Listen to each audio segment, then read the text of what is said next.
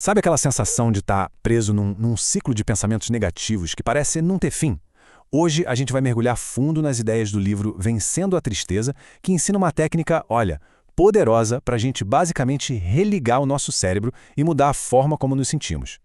É como lutar através de uma névoa espessa e ofuscante. Essa frase do livro é uau! Ela captura perfeitamente o peso que muitas pessoas sentem. É uma luta real, mas a boa notícia é que existem ferramentas para a gente conseguir navegar por essa névoa. Vamos ver como?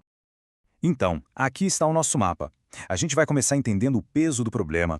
Depois, vamos descobrir a conexão quase secreta entre o que a gente pensa e o que a gente sente.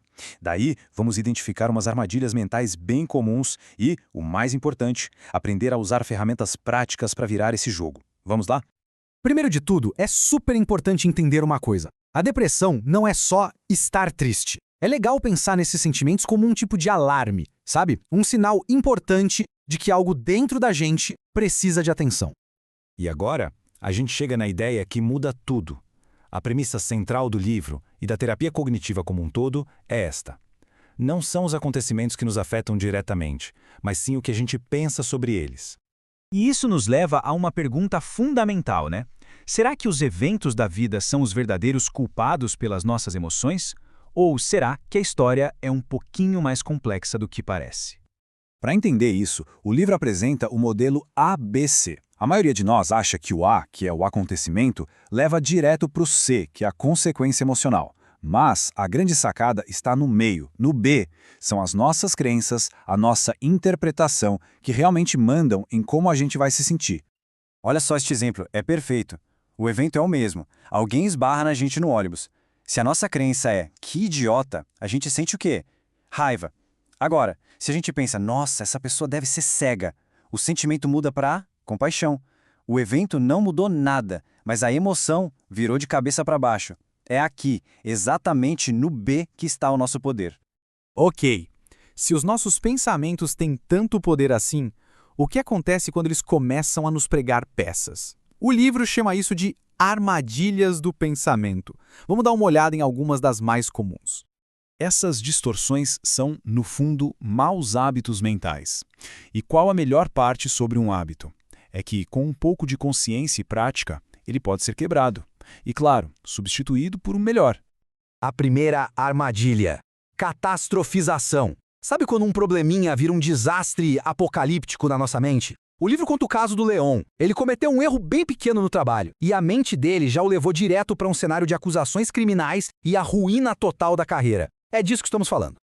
E aí, como é que a gente escapa disso? A chave é diferenciar o que é possível do que é provável.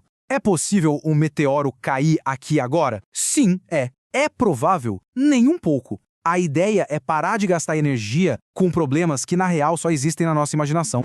A próxima armadilha é a supergeneralização. Essa é clássica. É quando um único evento negativo vira uma regra para a vida toda. Nada que eu faço dá certo. O livro fala do David que ouvia uma crítica qualquer e já concluía que ele era um fracasso total em tudo, ou que, claro, o impedia de aprender qualquer coisa com o feedback. O antídoto para isso? Ser específico. Em vez de "minha apresentação foi um desastre", que tal tentar "eu perdi o fio da meada algumas vezes"? Isso transforma um monstro gigante e paralisante num probleminha que, olha só, pode ser resolvido. Beleza, já identificamos as armadilhas. Agora, a parte que todo mundo espera. Como sair delas? O livro traz umas ferramentas bem práticas e muito poderosas para a gente construir novos e melhores hábitos mentais. Essa aqui é uma armadilha clássica, o circuito da letargia. O pensamento negativo leva o humor para baixo, que leva à inação. E a inação, por sua vez, reforça aquele pensamento negativo lá do começo. É um ciclo que se alimenta sozinho, sabe? Mas a boa notícia é que dá para inverter esse ciclo. Tudo começa com uma pequena mudança no pensamento, que impulsiona a gente a tomar uma pequena ação. Essa ação gera um sentimento positivo, que alimenta mais ações. É um ciclo virtuoso, como o da Michelle, que decidiu ir a uma aula mesmo se sentindo ansiosa, e isso mudou tudo para ela. E aqui está uma das ferramentas mais eficazes do livro, o diário. É para a gente pensar nele como um trabalho de detetive da nossa própria mente. Primeiro, a gente anota a situação. Depois, o pensamento automático que surgiu. E então, vem o confronto. A gente desafia esse pensamento com evidências reais, como um advogado num tribunal, sabe? Buscando os fatos. E vale lembrar sempre, a mudança não precisa ser um salto gigantesco. O grande segredo está nos pequenos passos. Em vez de pensar, preciso fazer meu currículo, a meta vira procurar alguns modelos de currículo. Em vez de arrumar o jardim inteiro, a meta é cuidar de uma parte por 30 minutos. O truque é que cada pequeno passo já é uma vitória em si. E para finalizar, o livro faz uma distinção que é crucial sobre o nosso objetivo final. Não se trata só de um alívio temporário, mas sim de construir uma resiliência que dure. E aqui está a diferença final e talvez a mais importante do livro. Existe um abismo entre sentir-se melhor e ficar melhor. Sentir-se melhor pode ser temporário, até passivo. Agora, ficar melhor é um processo ativo. É o trabalho de construir novas habilidades para uma mudança que dure para sempre. E para fechar, vamos ficar com essa ideia poderosa inspirada em Nelson Mandela.